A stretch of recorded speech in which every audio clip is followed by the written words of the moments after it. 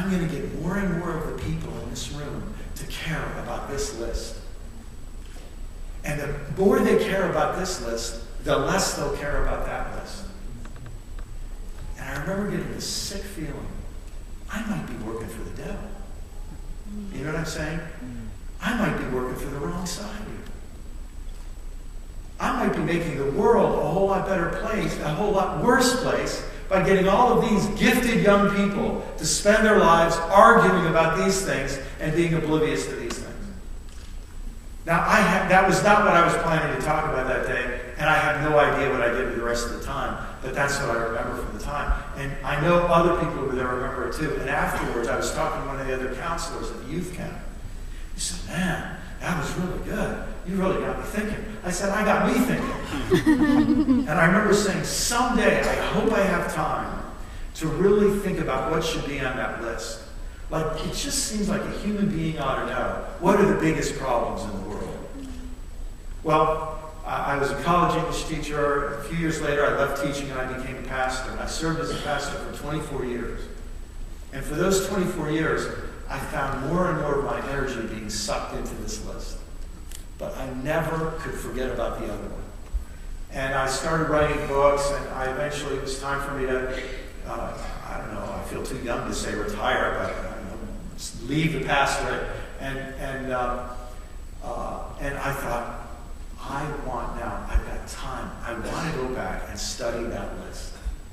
And that's what turned into this book that came out a couple of years ago called Everything Must Change.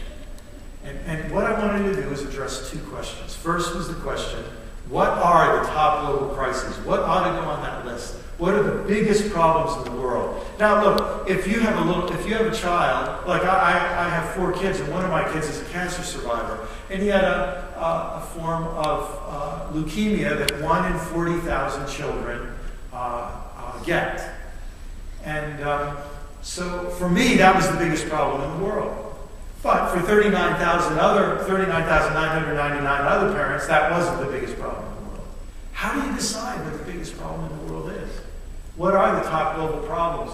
And what does the message of Jesus say to those problems?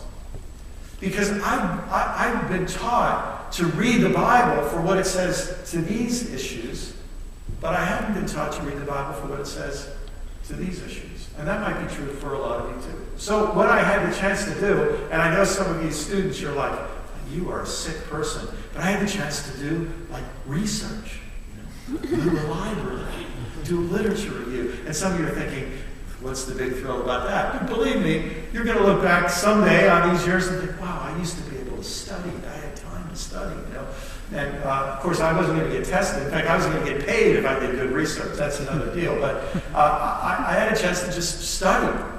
And so I got to interview economists and humanitarian experts and all the rest. And I found out that there was a lot of research on this subject, maybe a little less than you might wish, but found out that there were groups like the United Nations University, who it's their job to study what the biggest problems in the world are. And they have a list of 15 global challenges. And in fact, every year they issue a report called The State of the Future. And the State of the Future takes these 15 challenges and says, what's happened in the last year? Does the future look brighter or darker? How are we doing?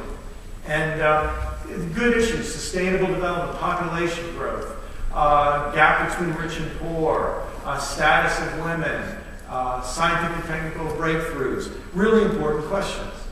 Then there was another list, a slightly shorter one, the Millennium Development Goals. How many of you have heard about the Millennium Development Goals?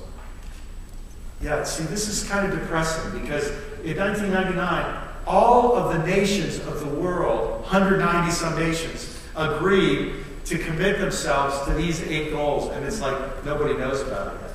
I often think, in fact, there's one person who's done more than anybody else to get people caring about the Millennium Development Goals. And it's not a political leader, it's a musician.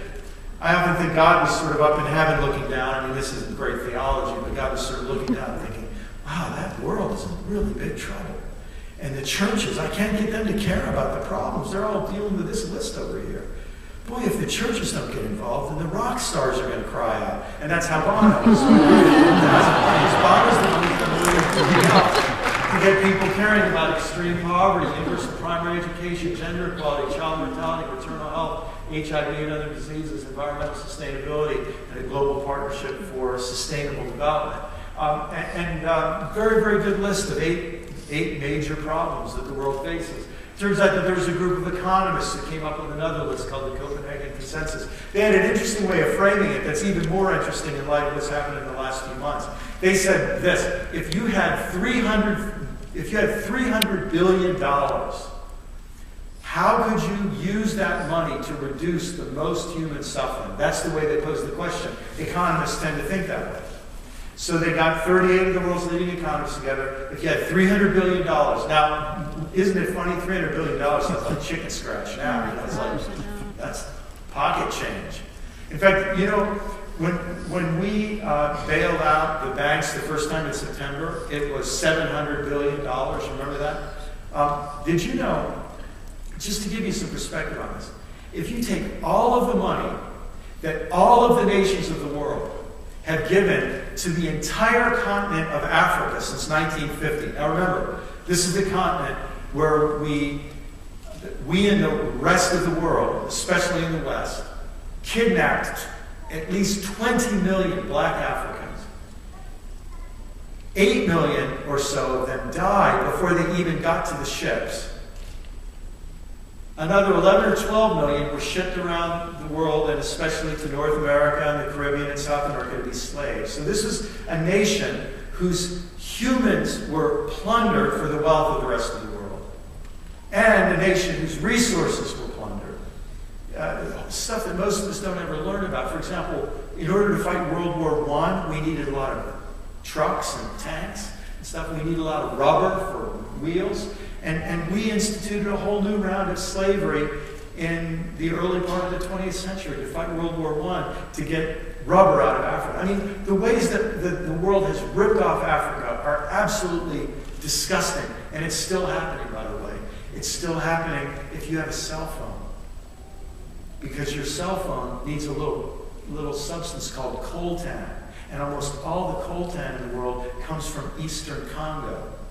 In Eastern Congo, in order to get coltan out, all of these mafia groups and different governments are destabilizing the region so that they can make billions of dollars illegally trading coltan. And it's in all of our cell phones. And you know those 4 million Congolese people who've died in the last 10 years or so? A big part of that, it relates to something in every one of our cell phones. So all of this suffering's happened to Africa. If you take all of the money all the nations of the world have given to Africa since 1950, it amounts to, drum roll, $600 billion. $100 billion less than we used to bail out our banks one day in September last year. Gives you a feeling for the priorities of the world. So this is a very, very good list that they came up with. Even Rick Warren, after his great fame with The Purpose-Driven Life, he decided to turn all of his influence and wealth toward the subject of global crises. And he came up with a 5-step plan dealing with 5 crises: promote reconciliation, address conflict, equip servant leaders to combat corrupt leadership, assist the poor, to deal with poverty, care for the sick, combat disease, educate the next generation to combat ignorance. A really, really good list. So what I did is I took all of these lists and I put them together and I correlated them and I tried to trace the problems down to the causes and the causes down to the root causes and worked on it for months and months. And eventually I traced it down to 4 profound crises, 3 deep crises, and 1 even deeper crisis. And I'd like to try in about the next 10 minutes to explain them to you.